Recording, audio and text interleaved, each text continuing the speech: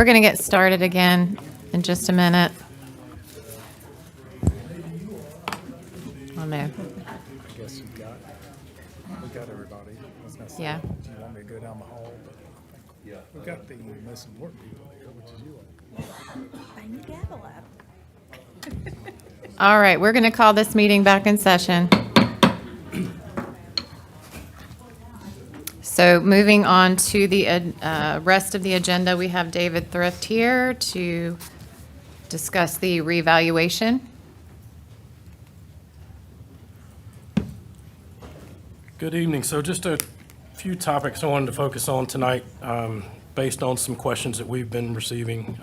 Just try to answer a few things and give an overview of property tax and then talk a little bit about revaluation, when and why we do them, and could we do them more often. So just to start kind of overview-wise, property tax starts with our state constitution. So the power of taxation is provided to us from a state and local level. It has to be, the General Assembly is the only body that has the power to classify property for taxation. And so one of the main rules within the Constitution is the uniform rule, which kind of says no class of property shall be taxed except by uniform rule. And every classification shall be made by general law uniformly applicable in every county, city, and town or other unit of local government. So what that means is that the commissioners really don't have a lot of authority in regard to changing our property tax system or the way we tax property. The General Assembly provides Chapter 105, which is the statutes that administer the property tax. So this is what guides our process, how we do things, and why we do them.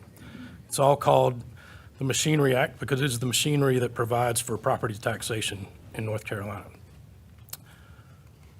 What the commissioners do have the ability to do is determine to some degree when a revaluation of real estate is done. So North Carolina General Statute 105-286 determines the time for a general reappraisal of property.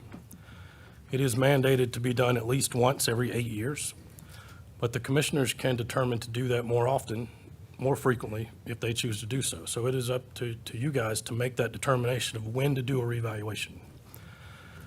The only hitch in that concept is there's an idea of mandatory advancement that's part of that statute for counties with populations over 75,000 people.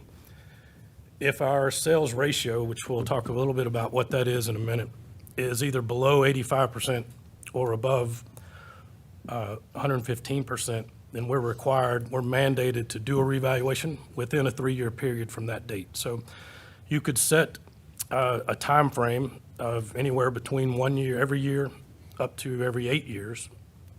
It could be shortened by that mandatory advancement, but except for that mandatory advancement, you have the authority to determine the frequency of reappraisal. So a little bit about why we do revaluation. I think there's a lot of speculation that it is simply a revenue driver. The why we do revaluation, one, as we said earlier, is the general statutes say we have to at least once every 8 years. But the real reason is because of the equity that a revaluation provides. Our system is ad valorem, which is a Latin term for meaning according to value. So our entire property tax system is based upon the value of property. And in a situation in which you have a system based upon value, values change depending on market scenarios.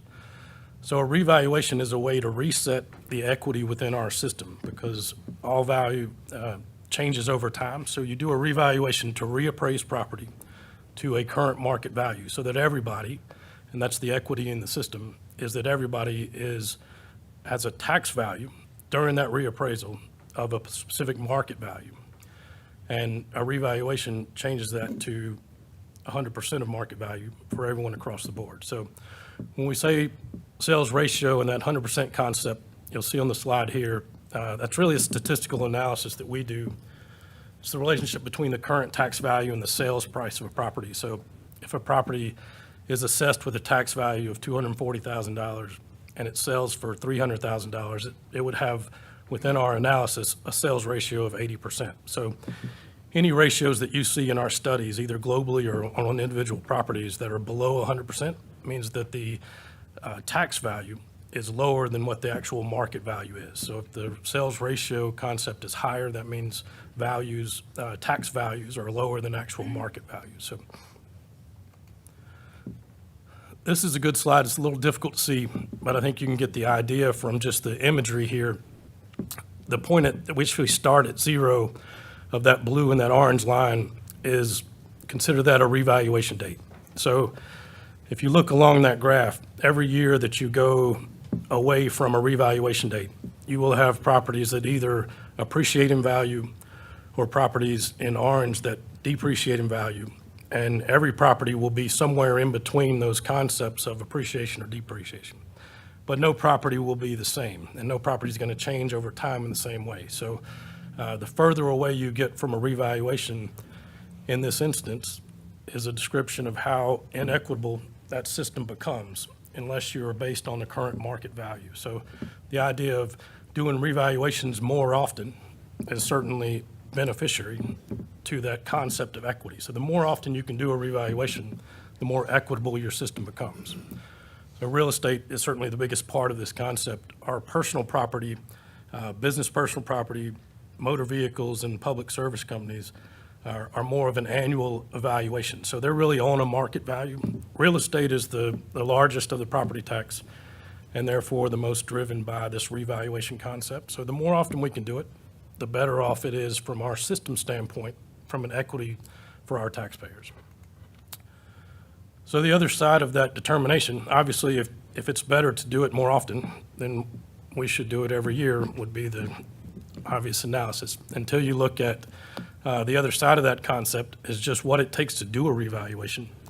It takes resources to make that happen. So what we're doing is an appraisal of every property in the county as of a certain date. So that's at the last revaluation and leading into this next revaluation that we have planned, we are just at and just below 100,000 real estate parcels in the county. So we are doing, within our office, 100,000 appraisals of property as of a certain date. So that is a project that takes time, it takes resources, and that certainly leads to the concept of cost.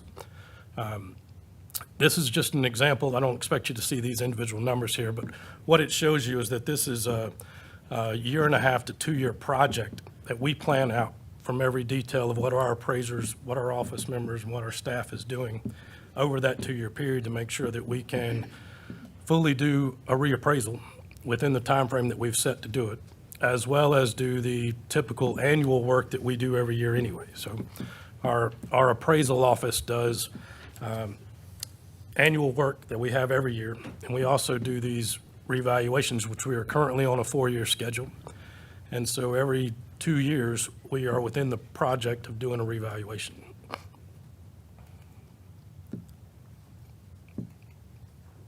So just another example of kind of timeline, what we're currently on, this is based on our concept of doing a revaluation every 4 years. So coming up in May, we'll really start digging into our pictometry, which is an aerial photography program that we have from Eagle View, and neighborhood review. So we're just analyzing the neighborhoods, the markets that we have. Each of our appraisers is looking in detail, analyzing those markets to see what is taking place. We have a test system within our software package. We're creating a reval file, so we have a product to work in, a place and a system to develop valuation. The development of that valuation is to create what we call a schedule of values. You may have seen me present that prior to the last revaluation before. So we build a schedule of values for our appraisers to use, and it is a manual that identifies how we appraise every piece of property in the county.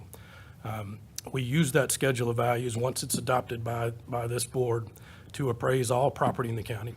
And we appraise all property in the county using that manual until the next revaluation. So once again, that leads back to the equity of the concept of when we do a revaluation, we're setting essentially the tax market for that period of time. So if a house is built 2 years after the revaluation, we're using that schedule of values to appraise the new house as well, so that everyone pays taxes on a market basis of the time of the revaluation. So we use the same. So a new house may be built 2 years after the revaluation. We don't look at the sales price of that house that day. We look at how it would have been appraised using the market from the revaluation that we use, and that's the equity concept that we build into that. We use that schedule of values then to appraise all properties. We go through the process of identifying capitalization rates and income model approaches for all commercial and industrial income producing properties. We have that schedule of values adopted. We do a final review. We send notices out to each taxpayer to let them know what their new value is, and that starts what is probably the most important part of the process, as well as that appeals process in which we hear and respond to taxpayers who have concerns, can address valuation, and go through that process of correcting anything that comes from that project that needs to be addressed. All of that, however, comes with a cost, as everything does. So our 2024 revaluation, we estimated we spent about $1.8 million, or just under $19 a parcel. Our projection for the 2028 cost is about $24.50 per parcel. So those costs are spread really over a 4-year period, because right now we're on a 4-year cycle. Just for some comparison to other jurisdictions, the average reported last reval cost across all of North Carolina was $25 a parcel. The average projected next reval cost for the most 12 comparable counties of our size, meaning the 6 above and the 6 below, is just under $28 a parcel. And kind of the general way to estimate what outside vendors that you could contract this service out if you chose to do that. The cost for that I've been able to identify is around $30 a parcel to do a revaluation. So at this point, based on this comparison, we are saving money by doing this in-house with our own staff. I would propose, even if there wasn't that big of a cost savings, that we have a better product because of that, because we have our staff that does the revaluation. We control the quality of that revaluation, and we can answer during the appeal process to the work that we've done in that. So I certainly would not propose we look at contracting anything outside from a revaluation standpoint, at least not for the whole project. There's always individual items that can be looked at to see if we can save cost and maximize the efficiency and the quality, but I wouldn't want to lose the quality that we currently have by contracting out the entire process. But if you wish to consider more often doing revaluations on a different frequency, I think you're looking at $25 to $30 per parcel per revaluation. So that allows you some numbers to conduct. You're looking at $2.5 million to $3 million per revaluation. If you're doing that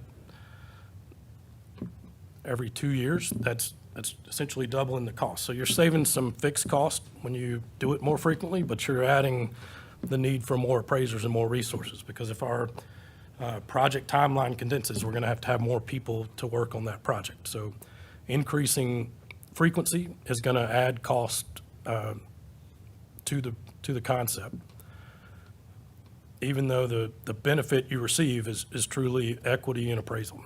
And so there's not a clear right or wrong answer here. My suggestion would always be to reappraise more often, because the concept of equity is important, and I think it's a major factor in our system. But I think there's a clear concern to make sure we're doing that efficiently and using our taxpayers' money wisely. So that's why we're currently on a 4-year process. I think waiting for an 8-year time frame puts you way out of line with an equitable situation. I think anything less than 4 years is just an added cost that you need to consider if you're going to consider doing that, because it's going to be more cost than what we're spending now, and the benefit of what that equity brings. So. So that was my major points I wanted to address. I'm happy to answer any questions you have. So I have a question. I've had a couple of people mention to me the use of AI and how that could benefit us with these tax revaluations. I'm not technologically savvy when it comes to AI. I just didn't know if that was something that you guys have looked at in ways to maybe help minimize the costs of doing the revals. We have looked at some products that are available based on AI to help with certain areas of the tax office functionality. I'm sure there's always more and better things coming that I'm not aware of. We do have, through our IT department, some really great resources, and it allows us to do these projects that we're doing with the current staff that we have. I can point out that kind of the industry standard from the International Association of Assessing Officers would identify 3,500 to 5,000 parcels per appraiser. And our appraisers in our office are working at a pace more towards the 12 to 13,000 parcels per appraiser. But we're still able to do that effectively and efficiently because of the resources that we have our access to. So we're always looking for more. I'm sure there will be more coming. Some of that's out of my realm of expertise as well from an AI standpoint. No, I'm with you. Definitely out of my expertise, for sure. Commissioner Wortman? If we were to keep the 4-year schedule but bump it up a year, is the housing market right now more favorable? Would it be, I know you don't like guesstimating. I know that. I've known that for 4 I'll years tell you that now. every time that I say. But would it be beneficial to bump it up a year, or is it the market still the same right now as it's been? When you say bump it up, to extend it out or shorten the time frame? So we're Just- currently scheduled for 2028, So if you were to get it 27? for 27, 27. So the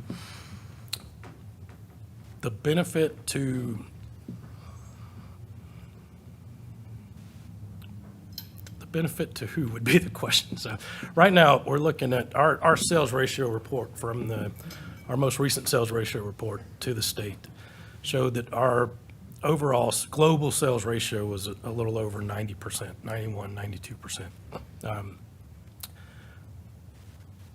That would indicate that on the average sales right now that are taking place are 8 to 9% above our tax valuation. So if we did a revaluation and we talked about it in terms of make an adjustment based solely on that number, which is not the way that works, but it allows us to give some example there, that would increase the tax base, the total valuation of property, potentially 8 to 9%. It's going to be different for every parcel, so I hesitate to talk in those terms, but if you did that, that would allow you to calculate what a revenue neutral tax rate would be. And in the slides we saw earlier, if we just chose to go with a revenue neutral tax rate, an increase in 8 or 9% would allow you to lower the tax rate. The individual impact that that's going to have on the personal taxpayer sitting at home tonight is specifically going to depend on how much their property changed in relation to the rest of the county. So if you personally were in a market with a property that was increasing significantly, and we went to a revenue neutral tax rate, but your property increased by 20%, you're going to see an increase in your tax bill because your property value was raised and went up more in that period of time since the last reval than kind of the average tax base increase was. A lot of times what we look at is whether it will be beneficial to residential properties on the whole, because that's typically who you're going to hear from most often is our residential taxpayers and their tax bills. Unless we adjust the tax base and you start hearing from our commercial properties. But our residential properties are right at the same, the sales ratio just for residential properties is about at the same level, that 91 to 93%. Commercial and industrial properties on a global scale are a little bit less than that. what that would indicate is that commercial industrial properties would increase a little more than residential. The quick calculation that I've tried to do recently, which is just to answer this question, which is tough to do, but it would essentially, if you add growth, which is what the revenue neutral calculation does, and you increase the market tax base 10%, a revenue neutral rate would not have a significant impact on the average value house in the county. The change would probably be in the $30 range on an annual tax bill, either up or down, depending on where in the scale they fall. So if your goal is to help from a tax relief standpoint for individual taxpayers, we hear a lot of discussion about that, then a revaluation itself is not the means to do that. Because the purpose of a revaluation is not to address individual taxpayer needs anyway, it is to provide equity across the base of our tax system. The only way to increase the impact from a beneficial standpoint to residential taxpayers only would be if the non-residential sectors had increased in value at so much of a significant larger pace than residential did, so that when you offset that revenue neutral rate, it would actually be a benefit to taxpayers. Our market just hasn't changed enough in the last couple of years that we've seen to indicate that that would be a benefit. So, the purpose of doing a revaluation, either moving it in any year, is going to be to affect either that cost or the equity in the system. Planning to do something from either gaining or decreasing revenue on any sector is going to depend upon the market. So in 2012, we had a situation where the revaluation lowered the tax base in the county based on the recession, the real estate recession we saw. The overall tax base decreased significantly. So that increased the tax rate.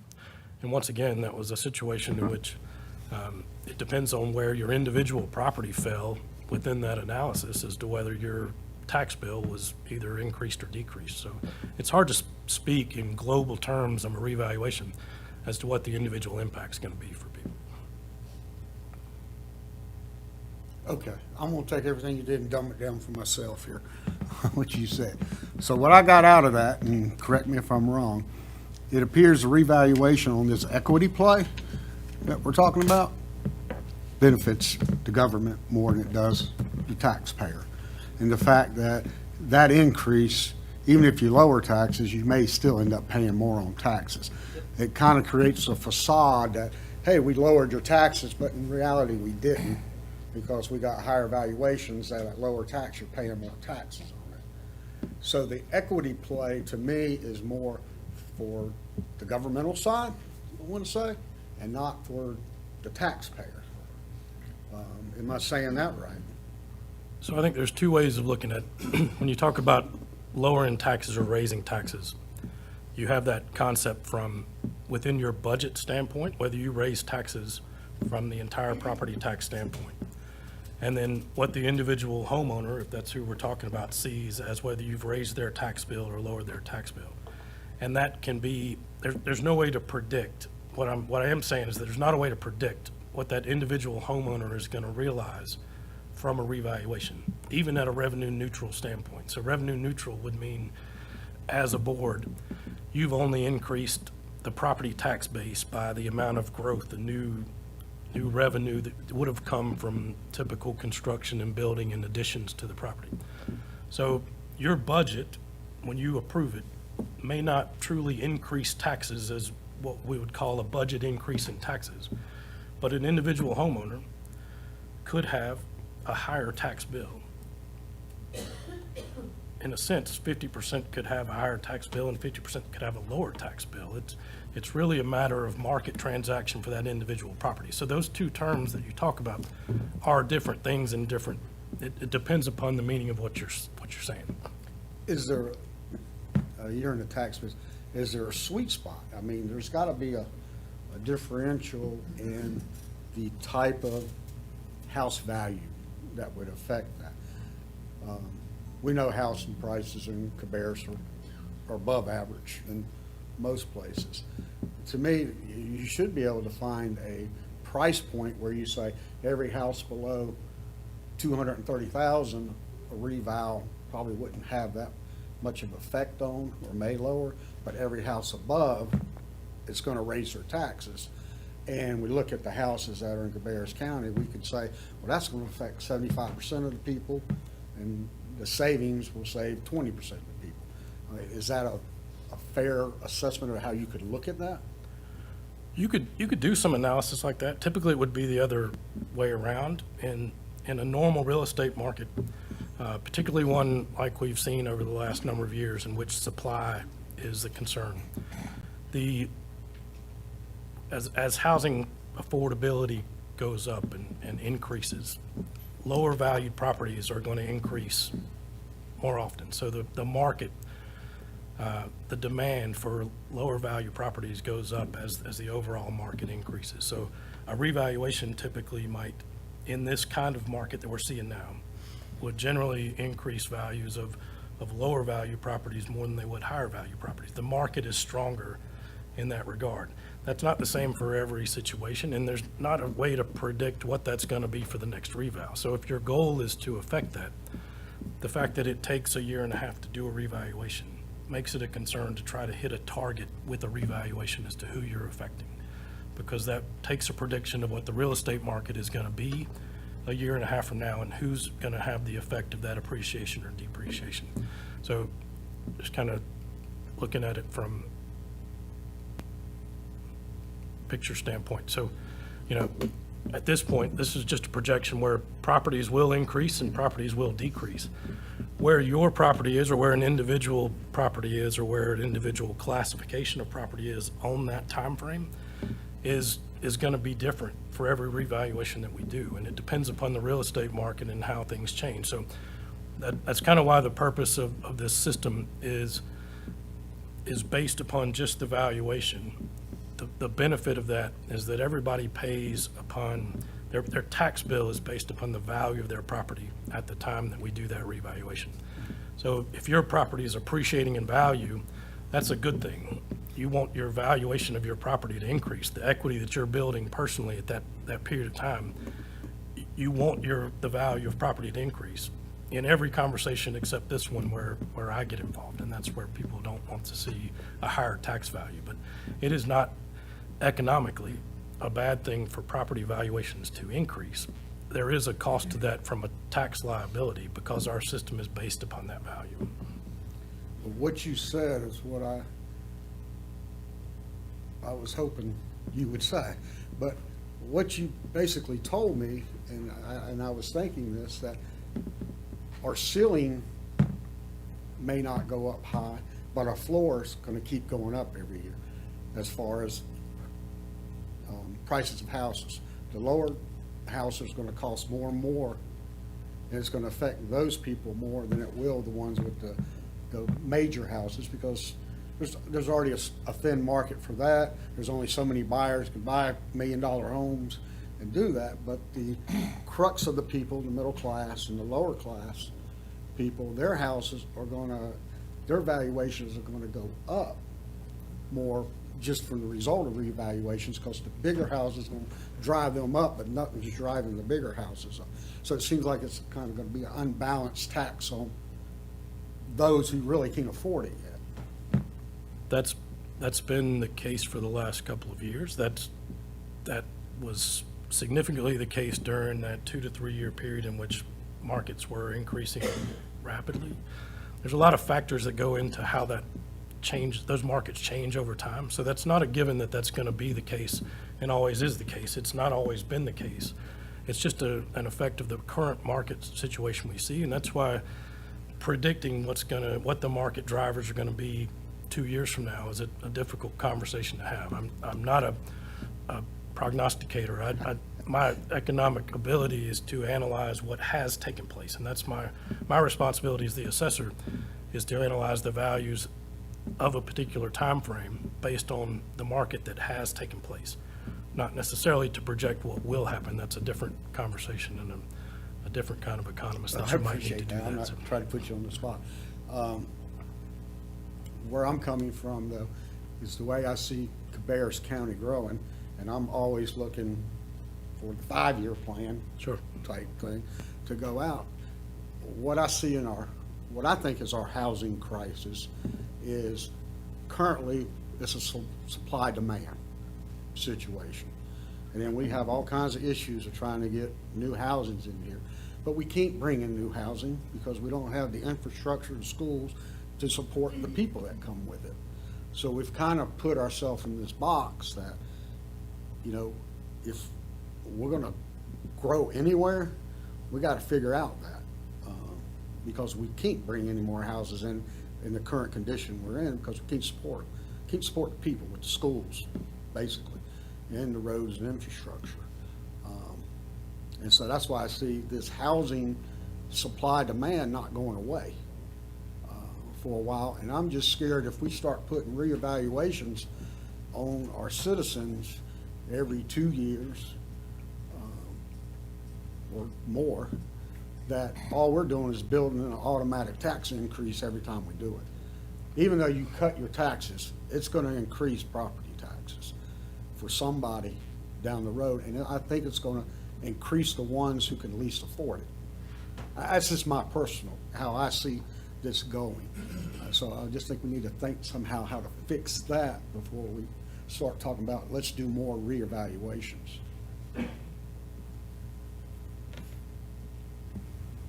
Commissioner Pittman? Madam Chair, this is not against you, because you're in a position where you don't probably have much choice, okay?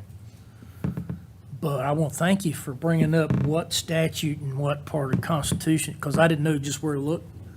Now I know when I go to Raleigh to talk to them about this, hopefully 18th of March, I know where to focus it better than I did before. I have a bunch of ideas about this stuff, but now I know where to focus it.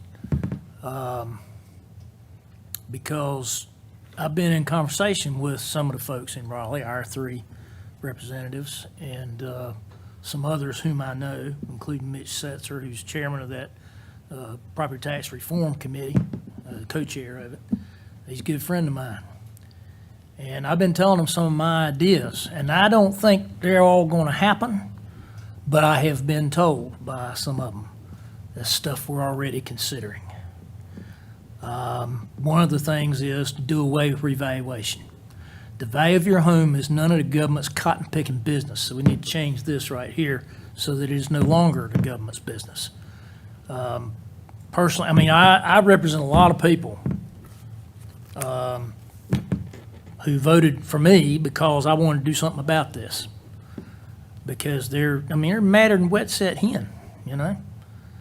And I don't blame them, because I know my own personal situation, you know, what I paid for my house is nowhere near what it's valued at. It's valued at about double what I paid for it now.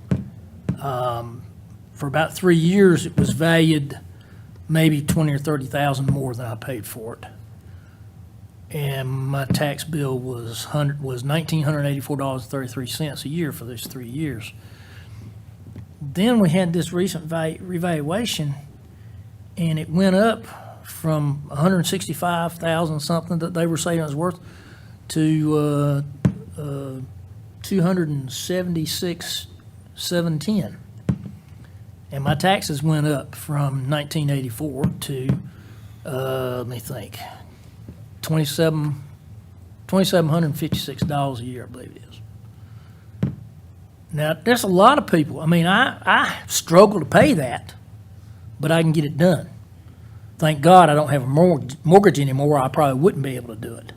But I paid my house off in 2016, so there are a lot of people still paying a mortgage, and their taxes gone up, and they're having trouble with it. It's not just they don't like it because it's hurting them, you know? And like I say, that ain't your fault, because it's your job right now. We need to get this law changed so that it doesn't happen anymore. You should not pay tax on more than what you paid for the house. And then when you sell it for more, that person pays the new value. Not you that's trying to get by. Some people don't have the income they had now when they bought the house. and it's just not right. I just feel that the value of your home should be a matter of real estate market, not government deciding that. And, Amy, I got more to say, but I'll just leave it there right now because some of the stuff I've mentioned, they're already considering, and I hope I can get them to do it. Any other questions? All right, Larry, we're counting on you to get that done. Don't count on it. You can count on trying. All right, thank you, David. All right, so we will move on to our last topic for the evening, property discussion with Kyle Billifer.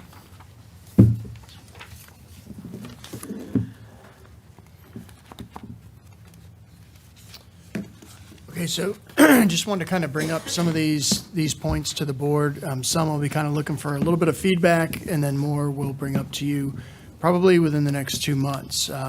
First, I want to make you aware that in June of 2027, the county will own the Cabarrus Health Alliance building. So I figured most of you knew that with how the debt works, but the county staff has discussed, and we've also discussed with the Health Alliance, we feel the best action is to take is a lease with them where they assume all of the costs for operating the building as they do now. So just kind of looking for some guidance on that. If anybody has anything different, that's kind of the way we were going to pursue. And they're good with that, I assume, like they, Yes, and Okay. I don't think we want another 60,000 square footer to assume. So we were going to move forward with that way. okay. Wanted to have a discussion on towers, land leases for towers on school properties. We do have that at several of our properties. Obviously, the revenue generated from those comes to the county. In some instances, that money is passed on to the schools. In other instances, it is not. And we have more tower groups coming to us, what seems to be on a monthly basis, wanting to put them on the property. And obviously, we work with the school system on those. It does generate some revenue for the county and the schools. But wanted to, specifically Kelly, myself, and Doug, wanted to understand and put it in the board's, I guess, thought process of, do you want us passing all of these funds back to the schools? Again, no action needed, but I am looking for some input to understand if you want me to come back up in front of the board with this. Well, and one piece of that is to keep in mind that when we finance the schools, we own that property until that financing is cleared, and then we transfer that property back to the schools. So there are times when properties are going back and forth between us, and that may sit on that property, but if something else happens on that property, like we need to do financing again on that same property, so let's just say we do a renovation or an addition or something of that nature, it's gonna come back into our hands. So those properties are not staying necessarily in one entity's hands the whole time. If we did something like that where it could go back to the schools and we let them have that revenue, could we dictate what it has to go for? Meaning deferred maintenance or, I All you don't, can do is direct. Well, good. you don't I feel like mind if I'm ping pong. I don't know the complete answer to this, but off the top of my head, and I've got a handout I could get for the board. I think our ability to direct any spending by the schools is limited to 4 or 5 buckets. Big, high-level buckets. We cannot control what they do beyond that. But I can get that information for you. Are we allowed to enter an agreement with them on a particular lease, or? You could, so all the leases say something different. Generally, it says the lease may be assigned with the permission of the other party. So in most of the ones I've looked at, we could assign the I'm lease just to the thinking school maybe we board. could do an agreement between us and the school board that revenue from these type leases will go to a particular thing where it binds them and binds us with that. Wouldn't the easiest thing be just keep it with the county and put it in a line item and then we use it for their deferred maintenance? Wouldn't that be the cleanest That of you all the could do. options? You couldn't give it to them and tell them what they have to do with it, but you But we could do could, that. okay. If they agree to let you keep all of these. How much Income. revenue are we talking? Depends on the tower. Some of them, only $10,000 a year. We have one that in the first 10 years netted us $295,000. So it's, I mean, I think we should keep it with the If you're county. looking for guidance, I am. because we fund the school system. Yeah, this is happening more and more often where these tower companies are reaching out to us. And just so you know, they're third party of a third party of a third party, meaning I don't care if it's T-Mobile or Verizon, I assure you that's never who you're talking to. And, you know, you're talking 8 weeks to a couple months for mobilization, so they're out by the track, there's metal everywhere, then there's fencing, there's easements. There's a lot of work on county staff with the school system that's involved in that. And then about 5 years after that's built, they start calling you wanting to do a lump sum buyout. And then you have to evaluate. So we have that happen. So this is, as much as it does generate revenue, and we do look at it in every instance, sometimes I would tell you that what they're offering is not worth it, probably to the land it takes up and the risk it is, because it's always out by an area, by a track. Like that's, we're looking at putting a second tower. We already have one, a second tower out by a track, right by where they end up in the long jump, the sand pit. So we have to, that's why we work with the school system. So I'm just saying you know, we evaluate each situation case by case. But that is the guidance I'm looking for. I would just assume that it stay with the county. Okay? I mean, I think we should earmark it for their deferred maintenance. Okay? Not again. Okay. Yeah. Okay.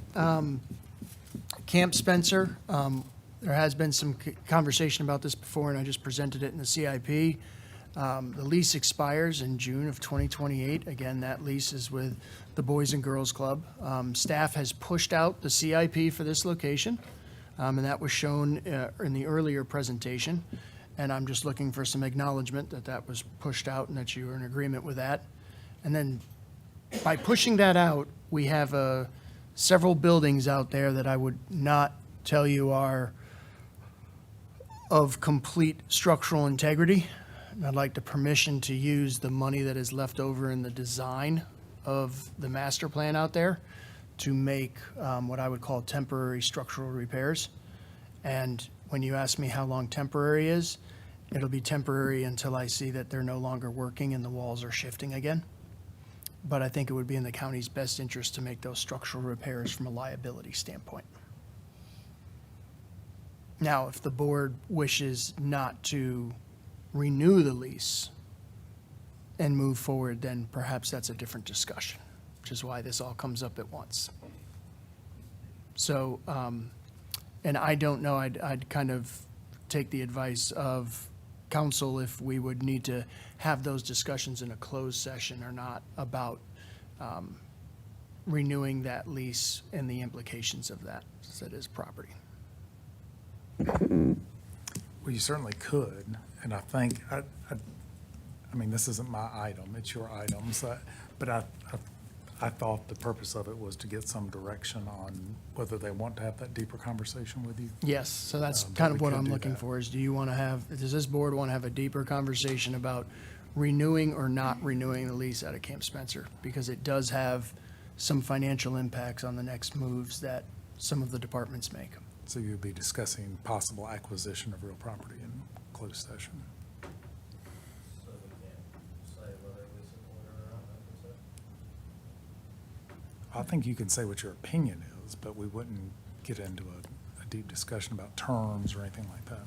My opinion is to pursue the renewal for the sole fact it's the only park in that area. And I am the active living and parks liaison, and they are working on a lot of programs out there to really beef it up. So I would like to see us pursue renewing it. I'm just one vote though, so.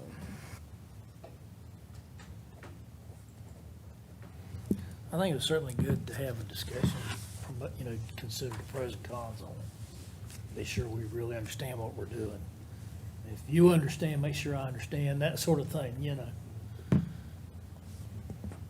I mean, I certainly would like to have a more in-depth conversation regarding it.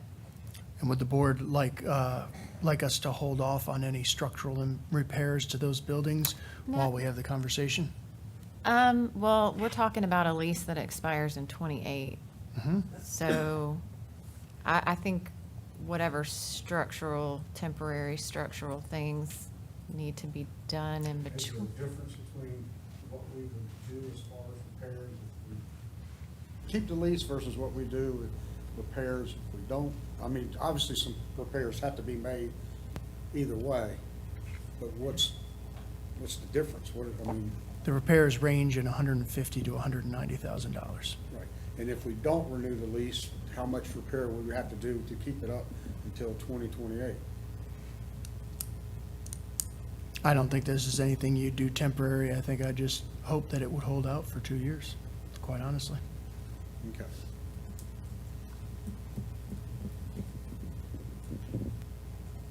And then if we renew, when would you want those repairs done? Will you still hold out for 2 years? or No, would you start- I'd do them right away, but at that point, I think that the CIP for the master plan out there would start to pull back into play. Well, I'm not the Board of Commissioners, but in my mind, if you were gonna renew that, that would be in my mind of, okay, these buildings have outlived their life. Am I pulling that CIP back into our view? Is that, That's what I wanted to know. and that's why I first approached the board, because it's property you don't own. It doesn't have any property utilities for some of the structures that size.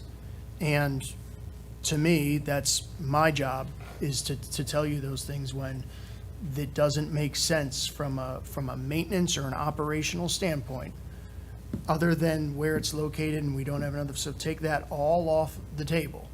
If I was looking at, if this was my own, I wouldn't operate out there.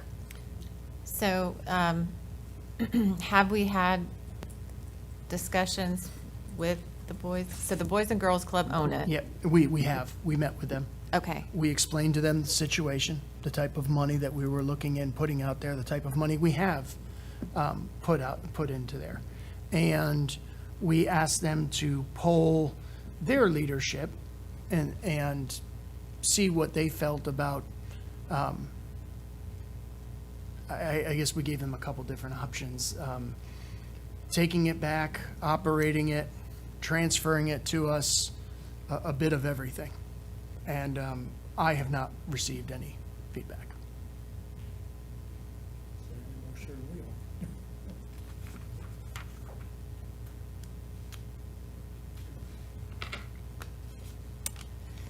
I mean, I say let's see if we can get some information back from them, Yep. and then have more discussion, however we Okay. need to do it, whether it be in closed session, I guess depending on what the Boys and Girls Club comes back and says. Okay. I mean, Um, it's an expense to the Mhm. county, and it's not property that we own. It's owned by a nonprofit. And so I think for me personally, that's where my concern is with it, is that this is not property that we even own. And that's been, my questions Mhm. regarding it, so. Are we under any contractual time strains that we need to be aware of, or termination language or anything? Like 60 or 90 days, I think. Or- Yeah, if that. I don't know off the top of my head exactly, but we've reviewed that lease already. And Yeah. I think it just naturally expires, but we'll double check. Yeah, nothing that jumped Yeah, I out at haven't us. looked at this. Are all the Cooperative grants, does that end in 2028? Is there any land and water soil conservation money tied up into it that's gonna? Yeah, if I'm not mistaken, and I can go back and look at my notes, there is a part of grant in this, and for the other board members. So Parks and Recreation Trust Fund when you use money, when you take money from them to build a park, it can be 20 years, 25 years, it has to stay a park. And I'm probably, Commissioner Wortman could probably speak a lot more intelligently about it. I've spent a lot of their money, but I don't go to their meetings. But I can tell you that if you change the purpose of the land, meaning you decide it's not going to be a park anymore, it's going to be a jail, you have to pay back the money, and then you also get what I believe they call a black eye on you for ever going for money. And we do have a municipality who did just that, and they've not received money back from a part of grant, despite applying a couple times. So we hear that warning tale all the time. And just so you know, I think every single one of our parks has been built with some sort of grant. So as we talk about these parks, there is an implication if you get out that we would have to pay back the money, whether that's, I think the most we ever got was $500,000. I think that was Rob Wallace Park. I believe Camp Spencer and VVP were about $250,000 or $300,000. And I don't know if you have to pay all of it. And I can tell you that Camp Spencer was close, where we might be able to hold out till that expires and then walk away then and not take the black eye or having to pay back the money.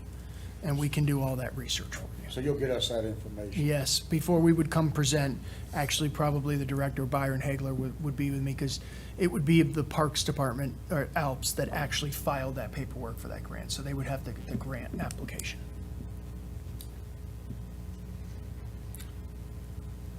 Okay, the next item is the Mount Pleasant Enrichment Center, which is also known as the former Mount Pleasant Senior Center or the Mount Pleasant Lunch Plus site, depending on how you want to term it. That lease expires in May of 2026. It's $1 annually. The renewal will come with an actual lease rate. It's estimated at $26,100. We have been in conversation with the town of Mount Pleasant about this. And that is the latest that they came back with me. And this currently facilitates our Lunch Plus services for Mount Pleasant. All the other activities that took place in that building, other than the sublease we have with the Mount Pleasant Food Ministry on the basement, has been moved to the new Mount Pleasant Active Living Center and Library. So this is the only service back there.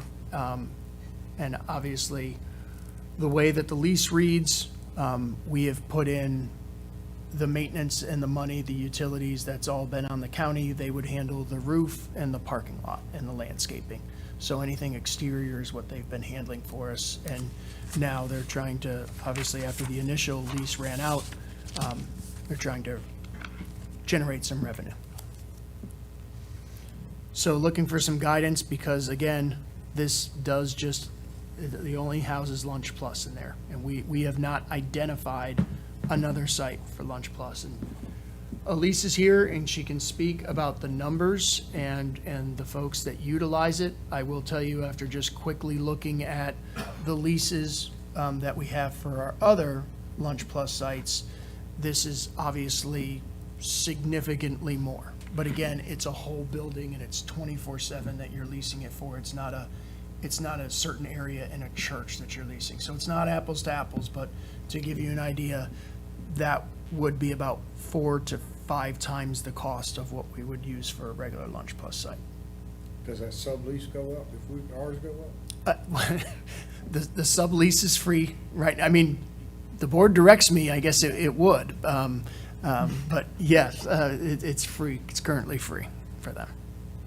And so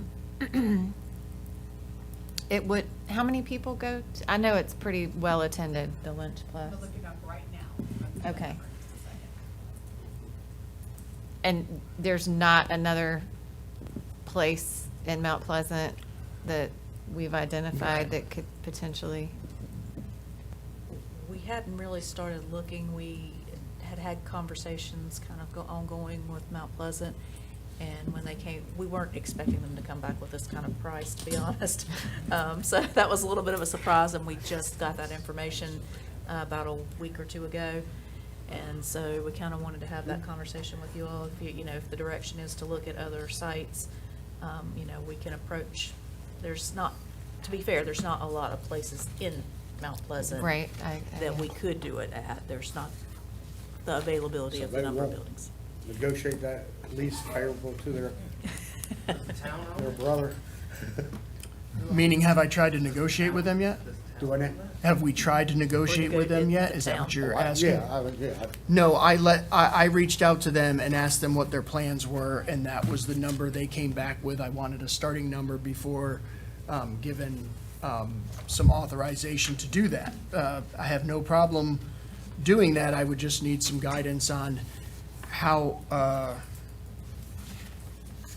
much of me you want me to be. We'll double what we've been paying annually. $2. We'll double it. Yeah, we'll double it. That's 100% rate increase. You beat you, Kyle. Okay. I mean, if we're gonna look for another place and see what that is, I mean, I just don't know how much more maintenance comes with this building, or since it's bigger than what we need. I think we'd have to get some comparables of, hey, we can go to this location for this much, and kind of anticipate the cost and the carrying cost of that building versus staying here I think there's in probably. this location. I mean, Yeah, I think there's probably some negotiating that could be done, because if we're picking up a lot of the maintenance and utilities, they're going to have to pick that up. right. So, there may be some conversation there that they don't realize 100% what they're biting off. And that's what I'm thinking. I mean, they're looking at that lease rate, but it's all gonna fall back on them to find somebody else to go in there.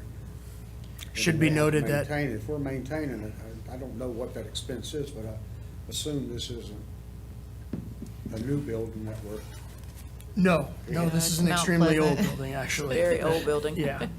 We pay $6,000 annually in utilities, and just maintenance labor cost annually is about $5,100. okay. And you had asked a question, I believe, Madam Chair, about how many folks they served. The figures that Elise had provided are 58 individuals served on a monthly basis, and an average meal served monthly of 546. Okay. Yeah, I mean, look, I love the program. It's great, and I see, people saying amazing things about it. I just, do your thing. Try to get a better rate if you can, and if you can find someplace down there that would be willing to offer it for a lower price. Okay. Yep, we'll start working on that. Madam Chair. Yes, sir. When it says all other activities been relocated to the library, how many other activities is that? Can you say? That used to serve as the actual senior center as well. Okay, so- And so that has moved, that active living center, meaning those operations, exercise classes, the fitness rooms, the senior center programs have all moved literally right down the street to the new building. So it's just the Lunch Plus that is operating out of there now.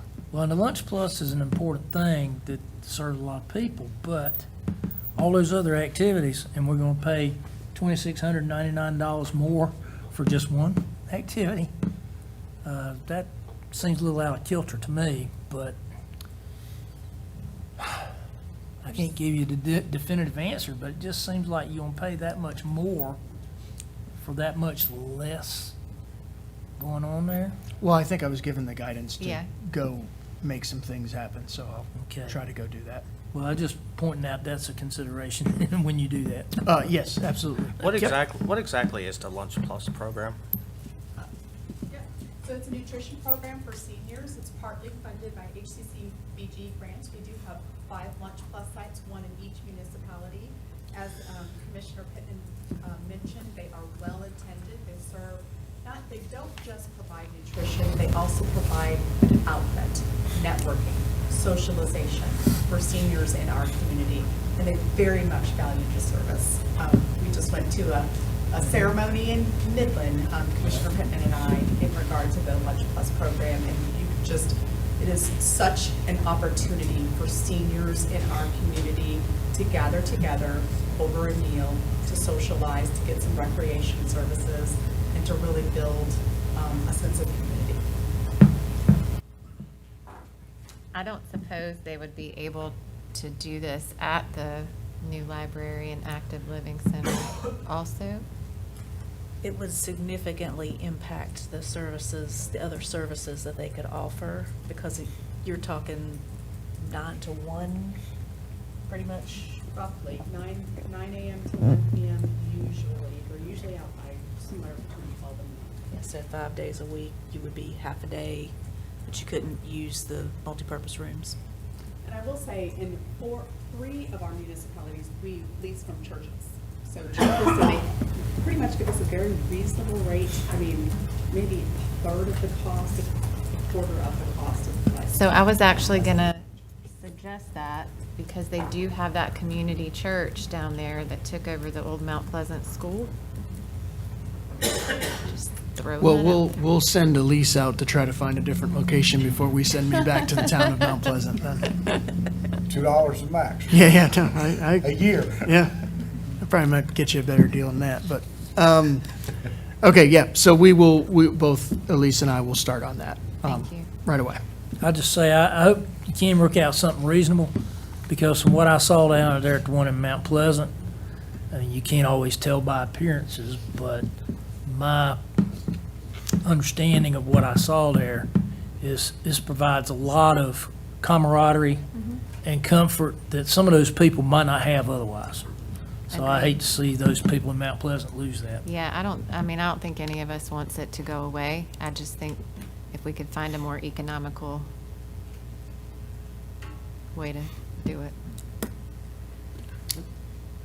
Okay, next property to discuss is Vietnam Veterans Park. The county owns a portion. I'm hoping the layout in your book is a little bit better. It shows you the parcels that the county owns and the parcels that the city of Kannapolis owns. It was developed in 2005. It did utilize a Part-If grant for $300,000. That is a 25-year Part-If grant, which means if we try to bail out now, there will be payback on that, as well as the stipulation that you might not get something from Part-If in the future. As you can see, the city of Kannapolis owns the majority of it. The current lease extension expires in August of 2026. I had asked the city to discuss this park at the retreat, and it did not make the agenda. My purpose for that was there have been, over the past probably 10, 12, maybe even 15 years, every couple of years, there's a discussion on the city taking the park, meaning the county created it, built on it, got the money, operated it, and then would hand it back to the city. I've never been able to find anything in writing that was the original intent, but it sets up like that considering that the county never even owned any of the land out there until 2018, when we bought those 2 parcels for $375,000. Prior to that, we leased them from the Orphanage of God. And then when they needed some money, they approached us, and that's why we purchased those parcels. So in my mind, it was always set up for the city to take it back, which is why I tried to press to get that on that retreat. As I said, it didn't make the retreat, so we have a couple of options. Allow Doug and myself to work on another extension of the lease to operate it. Can formally offer it to the city again, but this time probably with a formal letter from the board. We can request the land from the city, meaning if you're going to operate something, you might want to own it, or you could just cease operations. Again, those all have legal impacts, financial impacts, but So what's the lease? What's the terms of the lease? you're not paying anything. Okay, $1 a that's year. what we'll make sure. Yep, there's no money. All right, it's just we operate it, That's correct. cover the cost of operation. Yes. Last year was a high year on operation costs, but typically it's one of our lower parks. If the city takes it over, does that affect the grant payback? I kind of wish Vice Chair Patrick was here, because I think they're going through with it on Farm Mill right now, aren't they?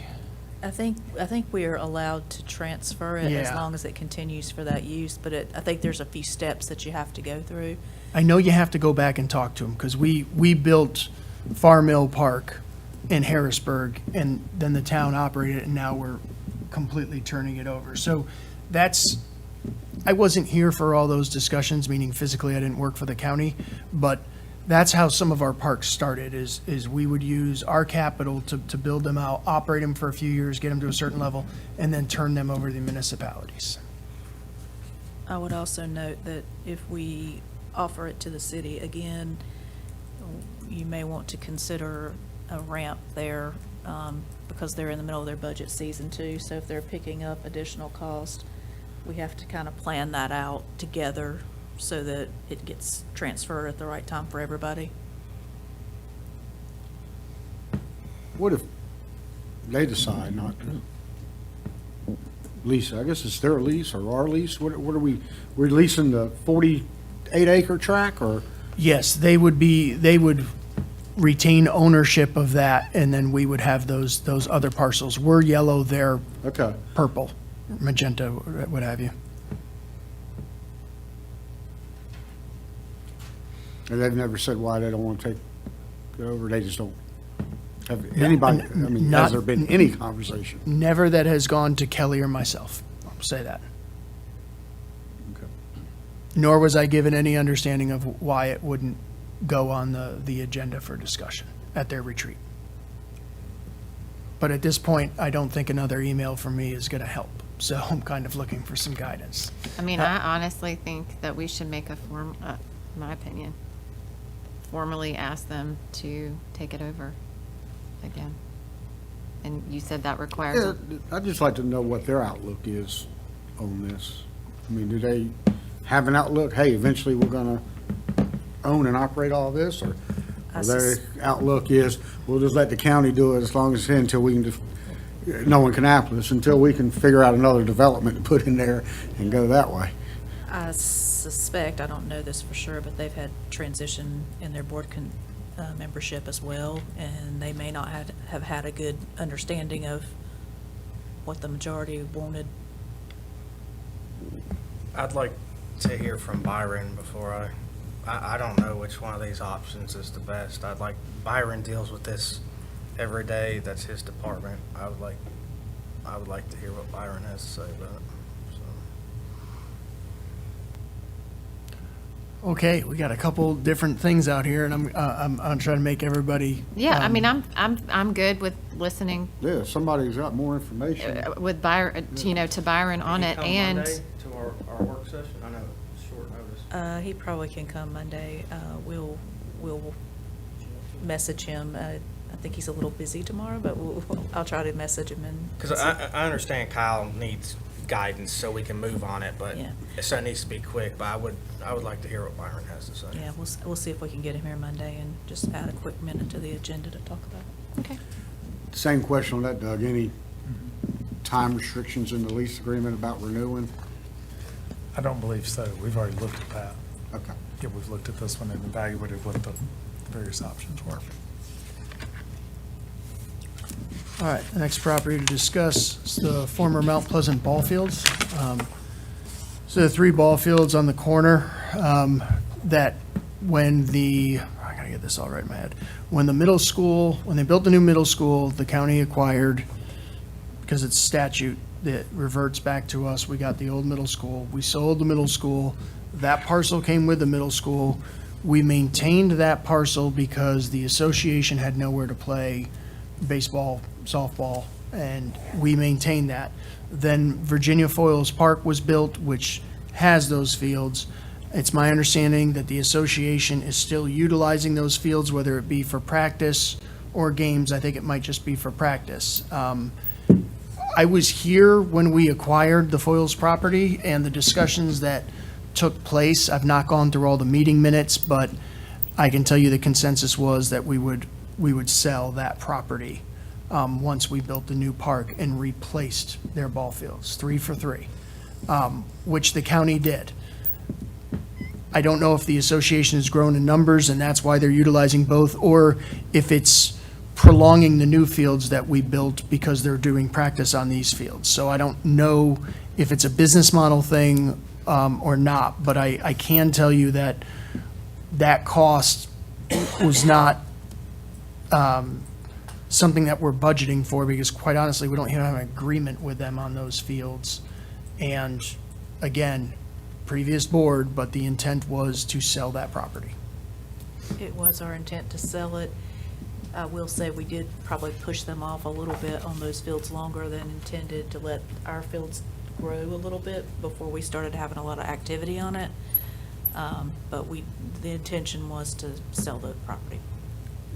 I have no problem with that, but if I remember correctly, didn't we have quite a bit of infrastructure running underneath those fields? Wasn't that, These ones? yeah, or the one right there at the high school, or the old, Oh, right there at 49, right? Wherever the church is right now, whatever that school is Yes, on the left. Yeah. you're looking at, the building is Yeah. the church right there.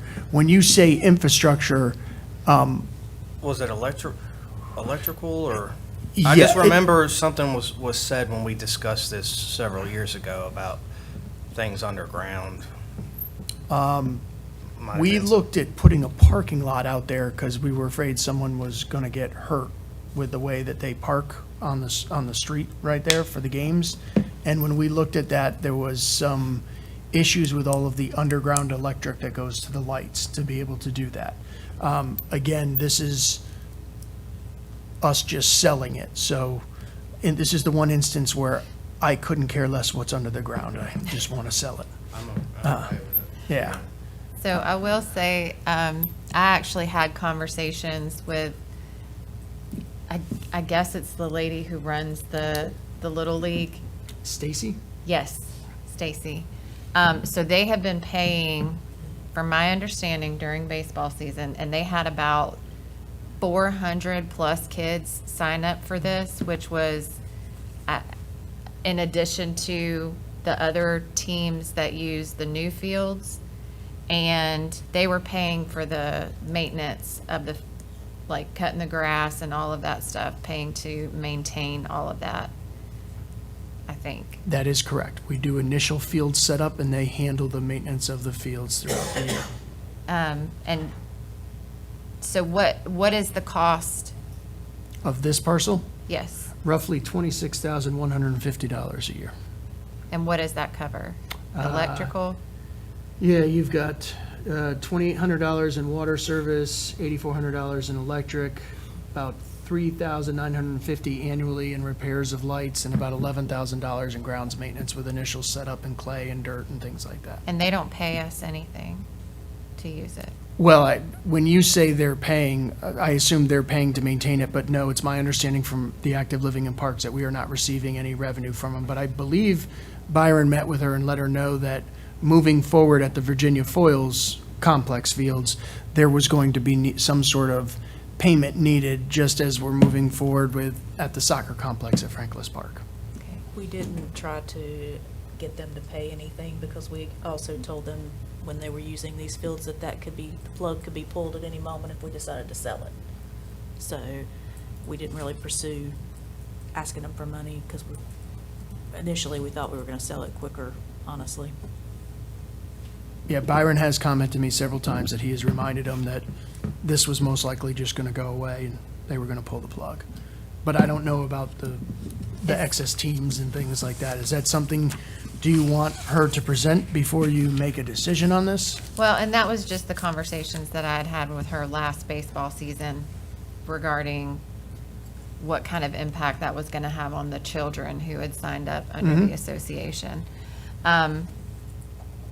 If we did sell this, is there a potential that this could turn into like a apartment complex? Or, I mean, I'm just wondering, like, for high-density housing purposes, I don't necessarily want that either.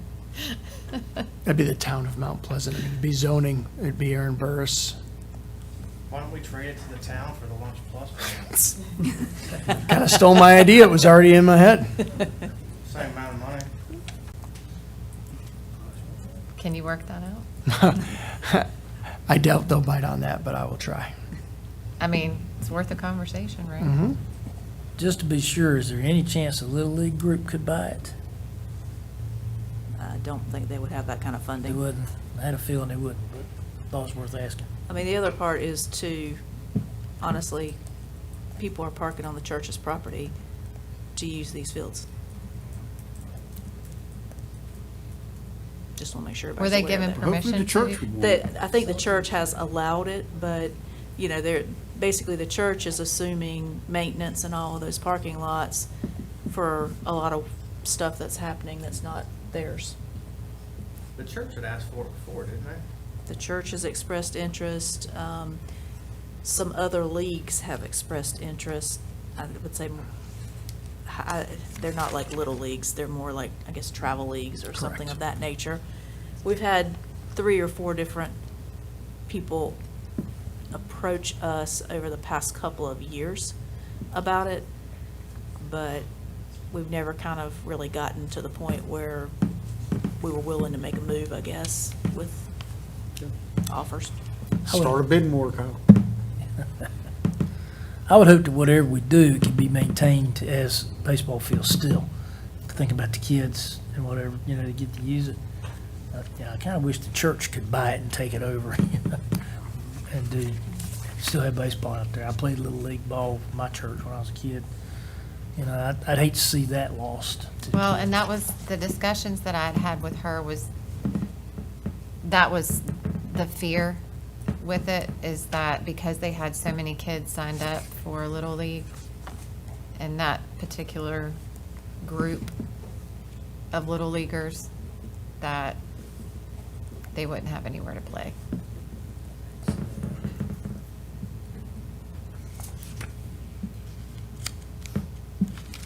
Okay. Yeah, that's all right. All right, we can move on to the next one. Deliverable of going through the Cooperative Extension Building, just to examine the possibilities or what type of avenues we would have if we did want to sell that building and put staff elsewhere. So did look into this. Doug looked into the legal portion of it, and we are able to sell that facility. We had David Thrift look into the assessed value and came up with that figure that's on there. And then obviously I'm providing the square footage, also letting you know some other facilities that are there. There's a greenhouse, a pollinator garden, a seed and machine storage building. Number of staff housed there, that's at full staff for the different groups. And then obviously we have a current lease with the USDA Farm Services, does not expire to December 2029. And they do pay us annual payment, just under $33,000.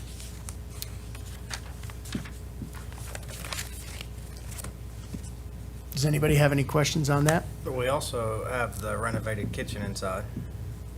That's correct. Tracy LeCompte is here, and she works out of that building. So, Tracy, would you like to come share your thoughts? Sure. Sorry, I'm your liaison too, so. Happy to be here. Of course, will I to talk. Absolutely, everything on that slide is true. And like Commissioner Wortman said, we did spend a good chunk of money a couple years ago on renovating that teaching kitchen to make it one of the best in the area, to be able to host both our public access through the communications department, our cooking shows through that, but then also just a demonstration kitchen to be able to serve the public in food nutrition education programs in that area. We've put quite a bit of money in it the last couple years to update it and get it to where it's a facility that we're proud of being able to utilize and to be as effective and efficient as possible within ours. Our 17 employees work really hard throughout the year to meet the needs in the community and do everything that we do.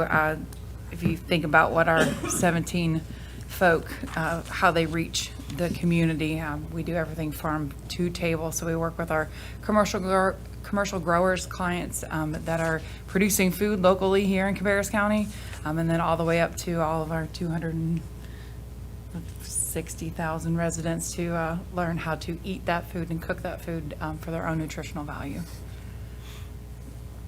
On site, we have the greenhouse has been a Pride as of late that we're working on. Our plant sale actually ended today, and we have upwards of 500 plants that are in there currently, coming into different plant sales and different things that we have throughout the year.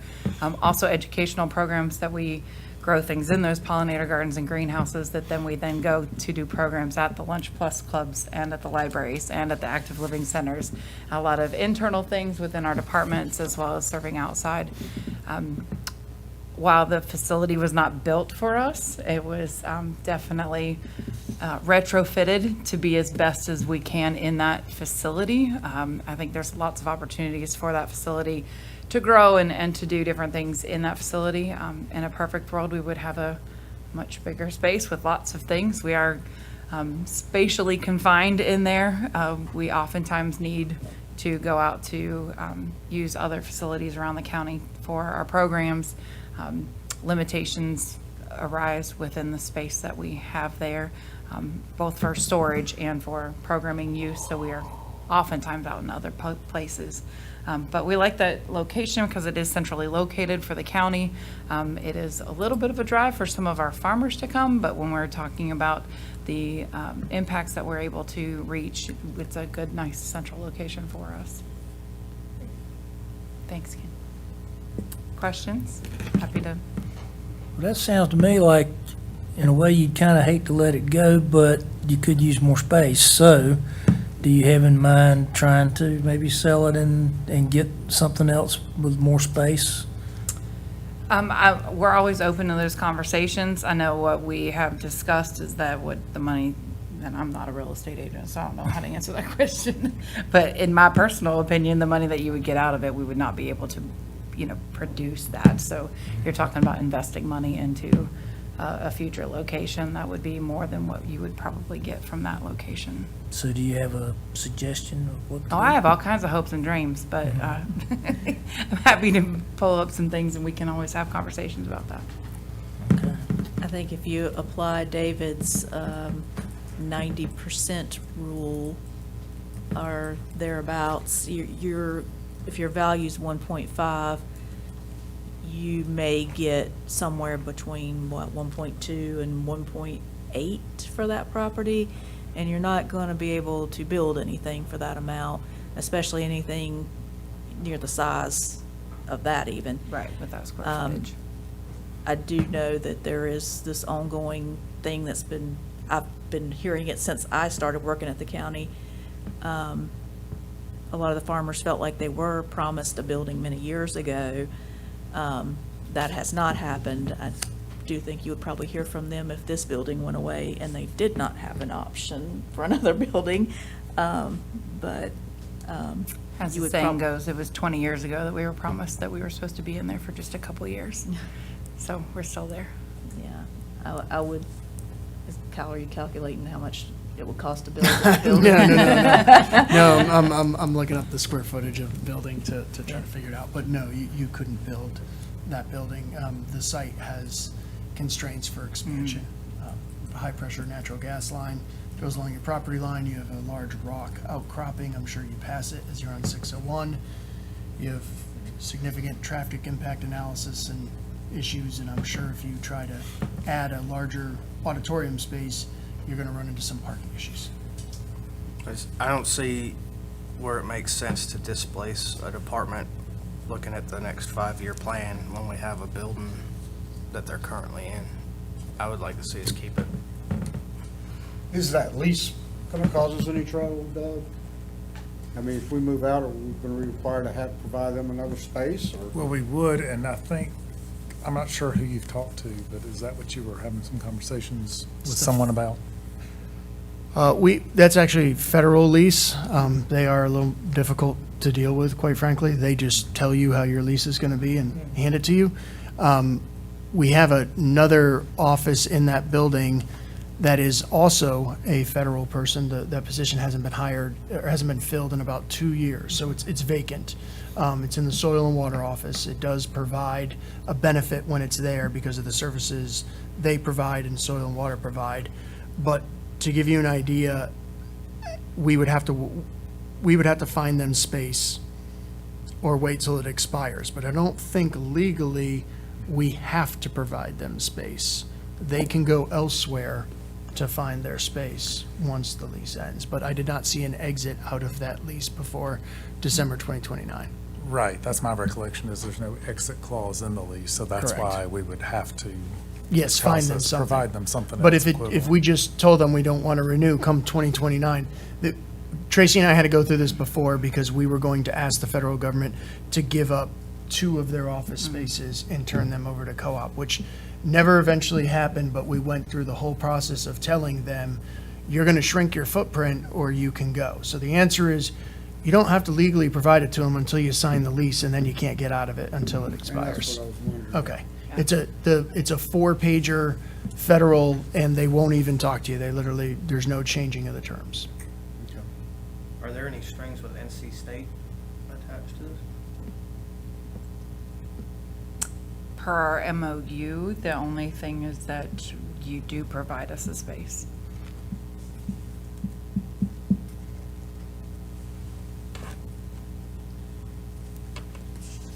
I'm kind of, you can see a little premature right now.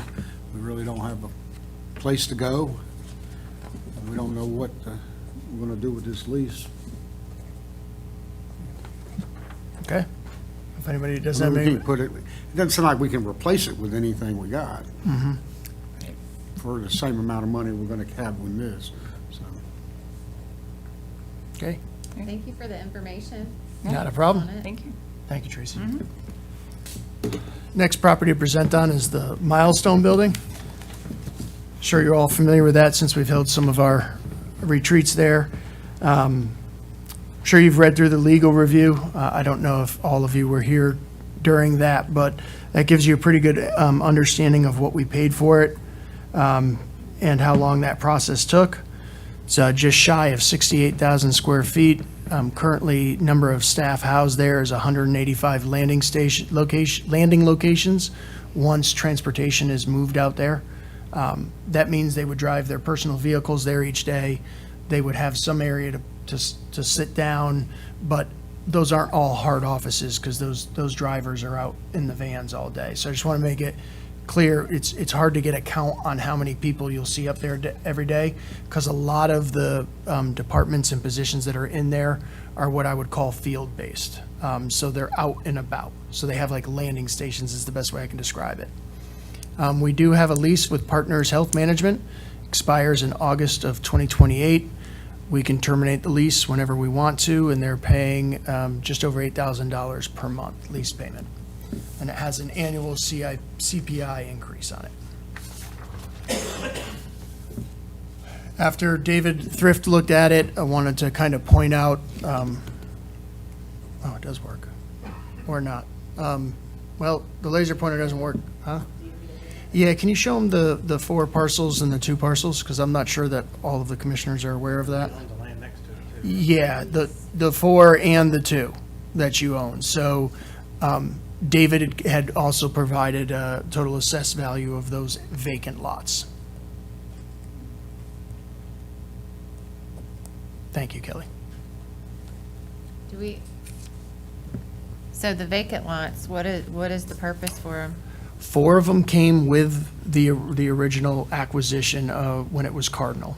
And 2 of them were purchased after that point because the original plan for the behavioral health center was to put it on those 4 parcels. And we felt confident that we would need the additional 2 parcels for overflow parking because we could not, it was a pretty tight fit to put everything on there. There's also a thought process that was going to end up being the complex, if you will, of kind of what Progress Place looks like if we had put the behavioral health center, and it was going to be a good idea to have those 2 parcels so you didn't end up with a different type of user right across the street from you. So because it didn't turn out that way, Correct. the potential is that we could sell that land. You can sell that land, there are certain, I'm sure there's certain zoning restrictions on it, but not as many as you think after having gone through the process of trying to put the behavioral health center there. Yes, you could sell them or build something there. Okay. Can you build on those lower 2? Bigger lot. Topo's hard. The other part of all of this is it's a shared stormwater structures for the entire 7 parcels. So unfortunately, whatever happens on those other 6 parcels ends up in our stormwater ponds, which would mean that we would have to sign an agreement. They'll have to put in almost like imagine an HOA or a POA kind of thing. We also pondered at one point, as we've been having trouble with housing foster children, maybe putting a building, a home there, and similar to what we're doing in Union County with partners here, to be able to do that and house those children until we can get them into decent facilities, rather than having to house them overnight in the ESS buildings. But that was like a long-term thought process too. It seemed like a good location for it. There's a nursing home to the south there, and then our functions around it, so it's not, kind of in a neighborhood or anything like that. Do we have any other presence in that area for services for our citizens? Afton. Just Afton? Afton, and then I guess if you complete the circle by going to the Kannapolis Library Yeah. or Health Alliance, going up the Parkway, hanging a right, and then you're in downtown Kannapolis. So that's actually for ITS and IM, because those groups have to provide, obviously, the structure or the support for all the departments.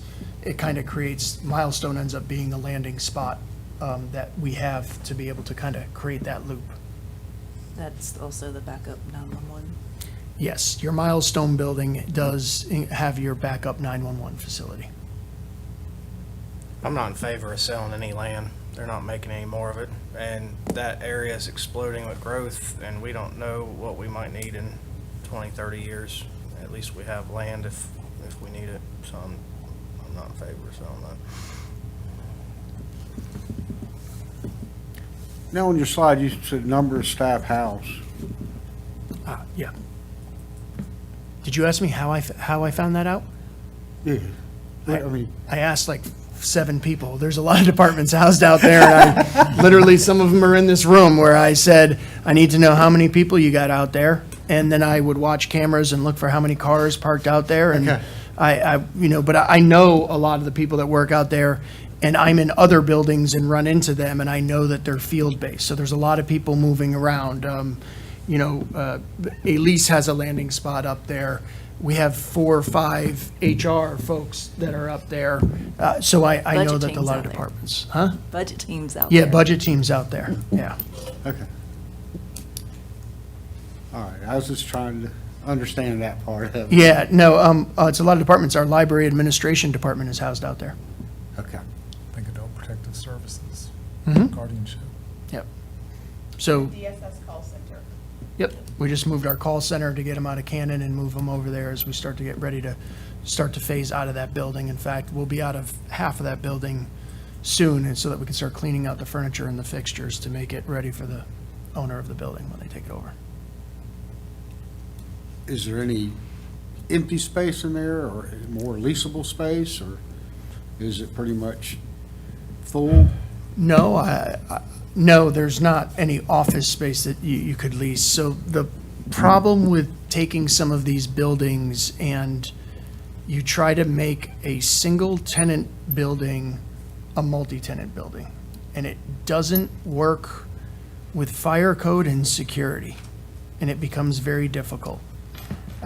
They're not built like that, like the corridors. Like this building is a good example.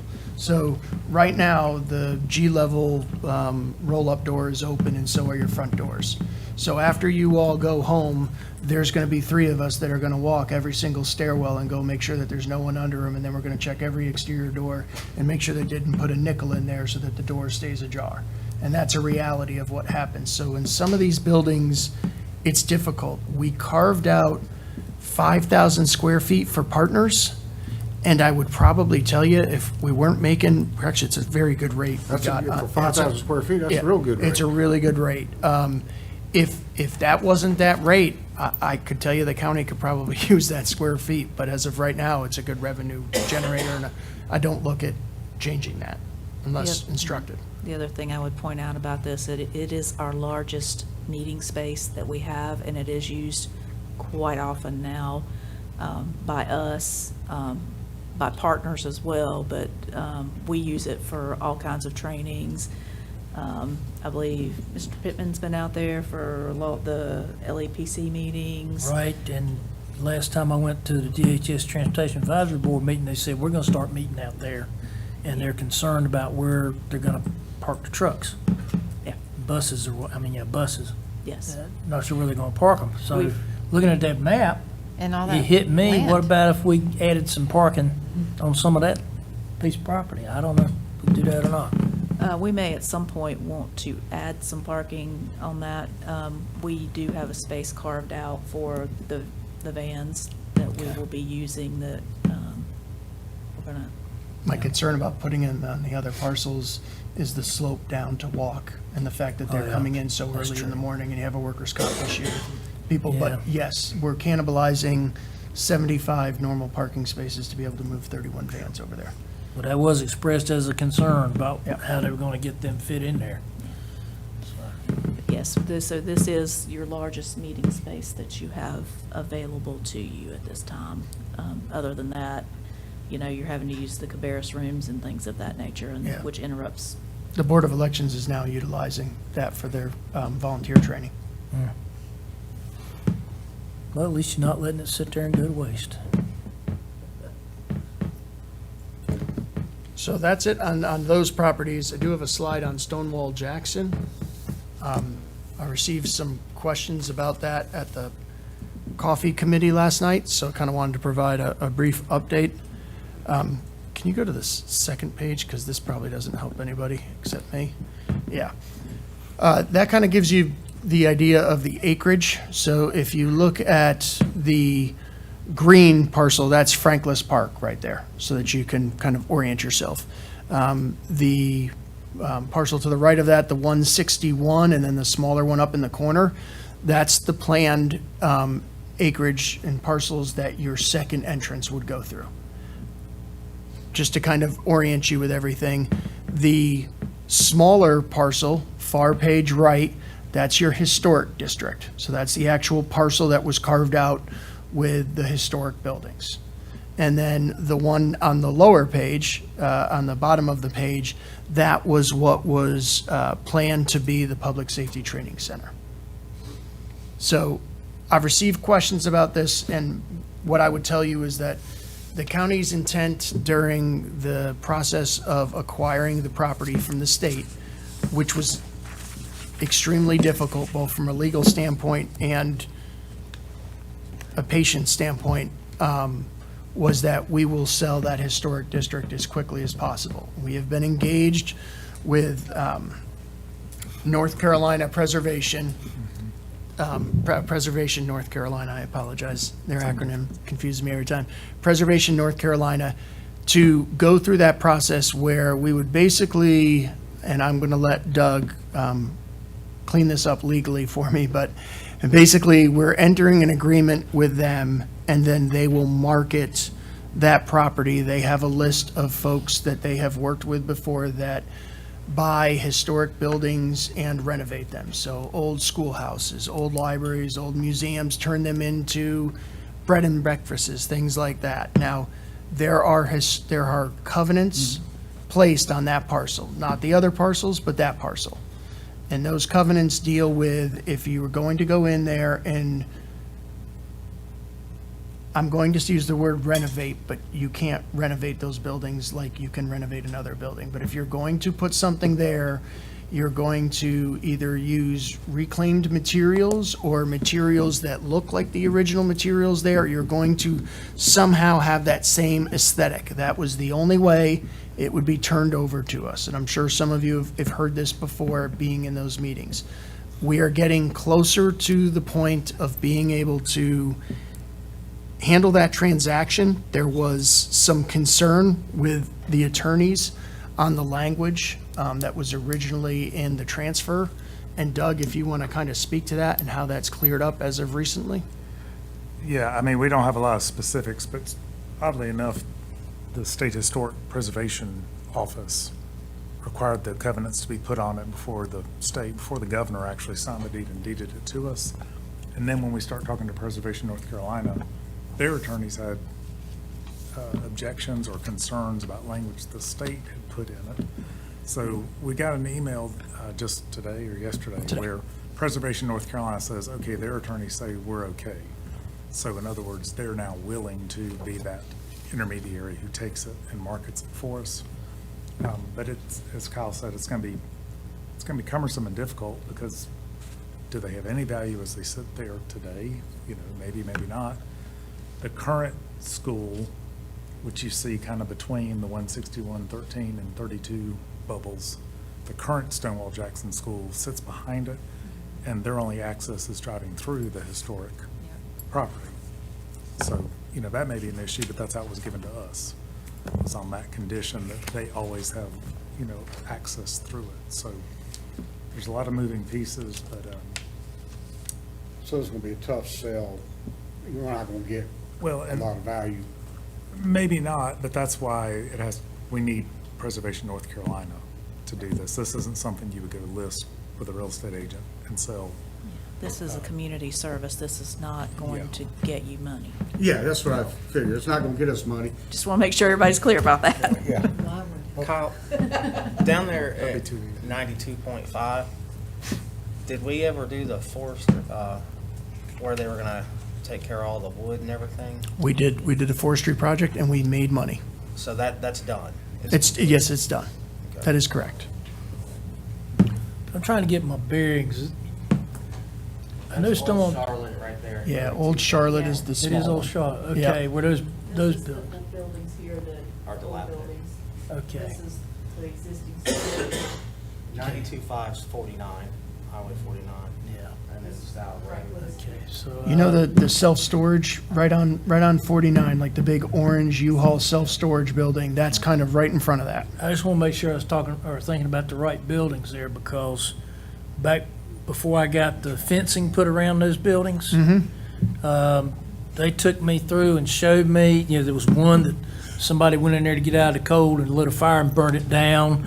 There was another one over here that you go up on the porch, there's, where the thing is falling through, and you look through the door, there's more of the floor falling through inside there, right up next to the staircase, you know, stuff like that.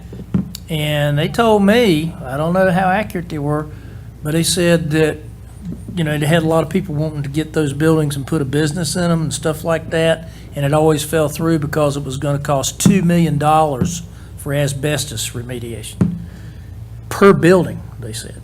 Now, I don't know how accurate that is, but that's what they told me. So that, I'm You can't assuming even that get in them. asbestos is still gonna be a concern if you do anything with those buildings. Well, you can't even get in there right now to evaluate. So, Yeah. but we did not get all of the buildings, but we got quite a few of them. And not all of them are salvageable. Some of them will be taken down. So think you're the you'll one be- that got the fencing put up? Right. They Just so were you having a lot of know, vandalism, and now they're still having it anyway. just so you know, we used to go, try to take my kids in there and we would look around.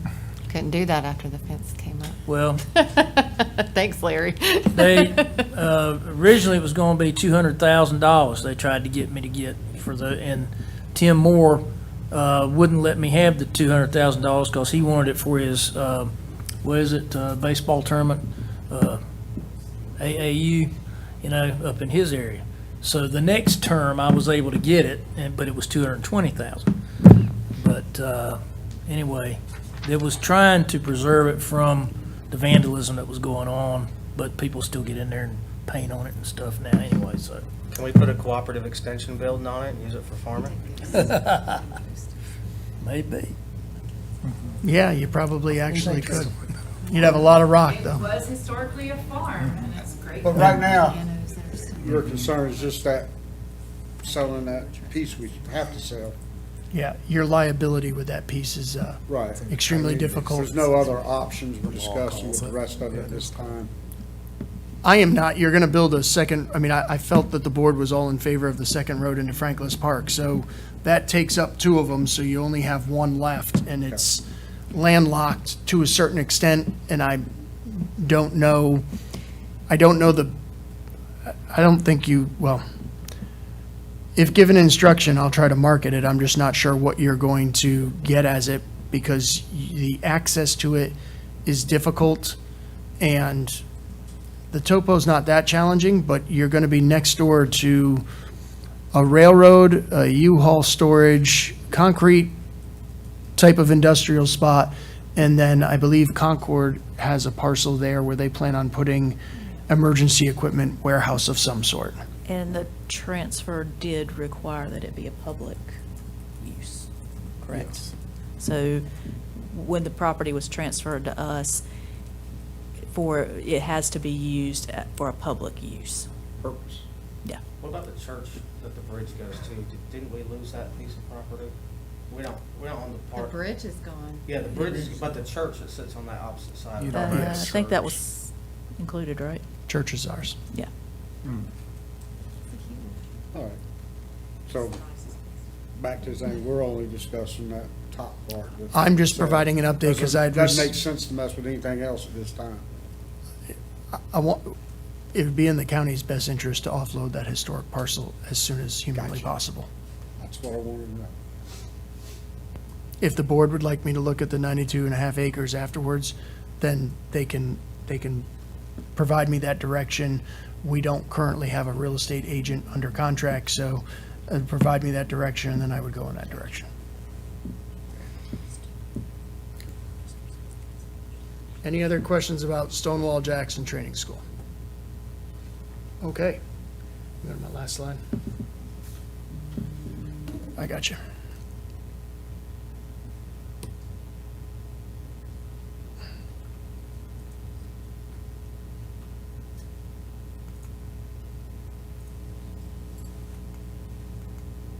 Great, okay.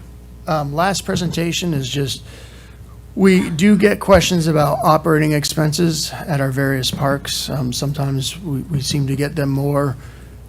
Infrastructure and asset management gets a lot of questions about their budget.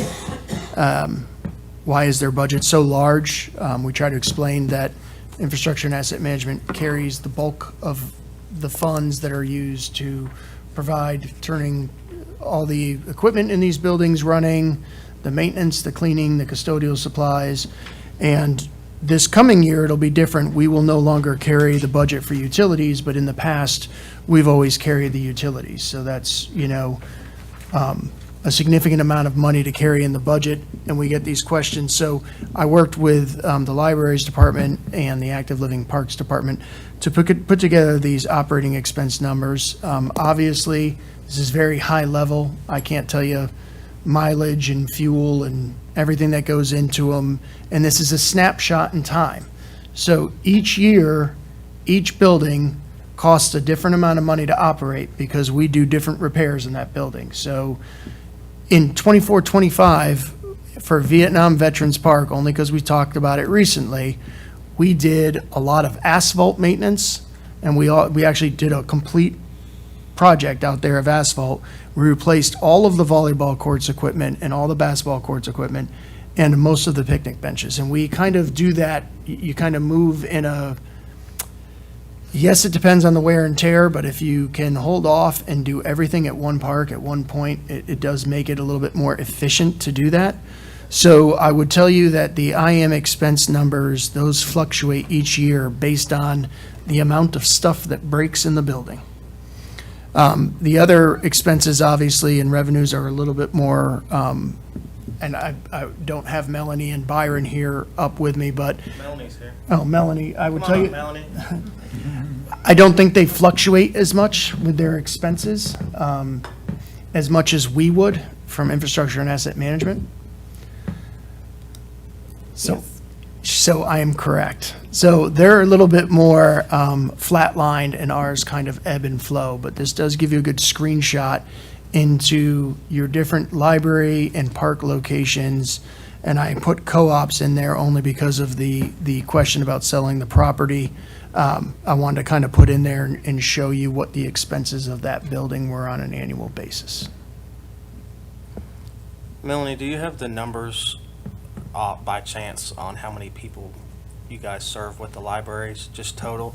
And I can talk about active living in parks at our regular meeting. I have the handouts for their year-to-date.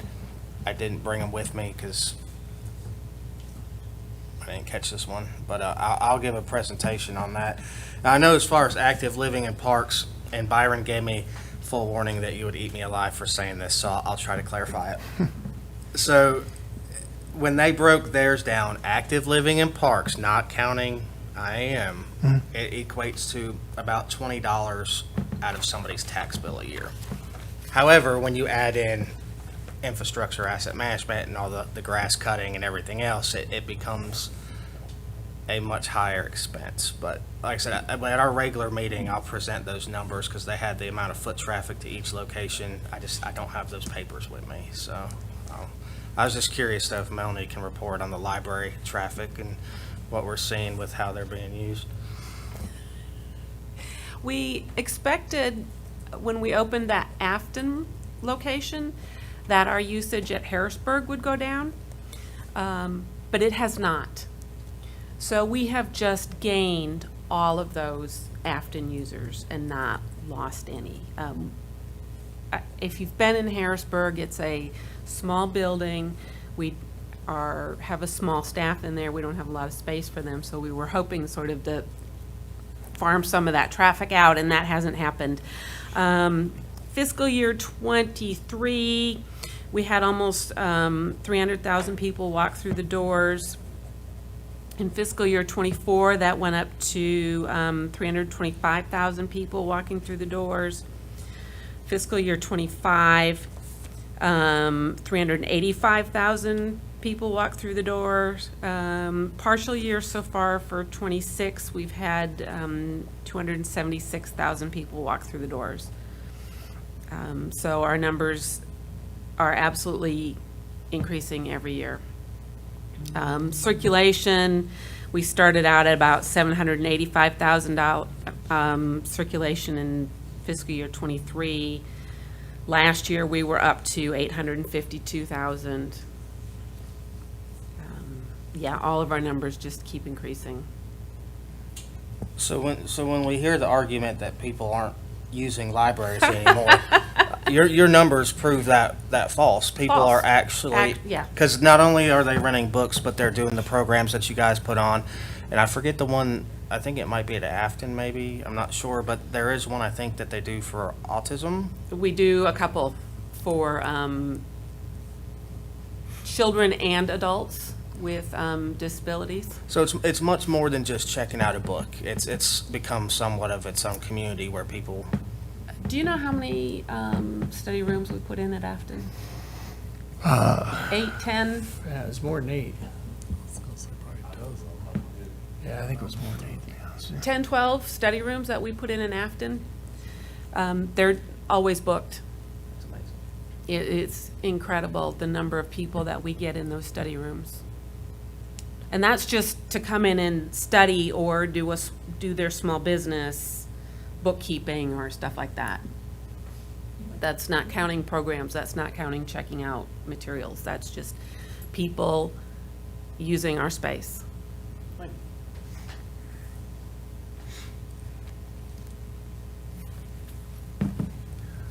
This might not be exactly in the field of what we're talking about, but does involve the library over here on Union Street. I had a friend who teaches piano, who was interested in seeing about getting that, I think it's either a grand or a baby grand piano out of there and putting it somewhere where piano teachers could come and use it and maybe have recitals and stuff. And I tried working on that last year. I didn't get anywhere. If anybody has any ideas about what we can do about that, I was told by the library staff they'd love to get it out of there. We probably needed to have done it when we replaced the windows this year. Oh, is it too late now? Yeah. Oh, well. Unless. I'm sorry. I tried last year and couldn't get anywhere with it. So, Yeah, okay. we're Sorry about sort of that. stuck with it. It was a gift. We do pay to have it tuned every year or every 2 years. We're trying to find programs to bring in to use it, but I think it's Robin Hayes' family that gave it to you. But At the time when you guys do your interior renovations, would it be able to be removed then? I don't know that you could get it. I don't think it'll fit in the elevator. Mm-hmm. You'd have to, I think you'd really have to take it out the windows. Of Yeah, course, they, I'm not a that's what piano they mover. talked about, is probably having to do it that way, but like I say, I tried and I kept running into brick walls trying to get somebody to take it. It's a beautiful You piano. know, theater and all that, they said they didn't have room for it and stuff like that, so I tried, sorry. Thank you. Anything else? So- All right, so that is it for tonight, right? So we will come back here tomorrow in the AM, 8 AM. We are recessed until then.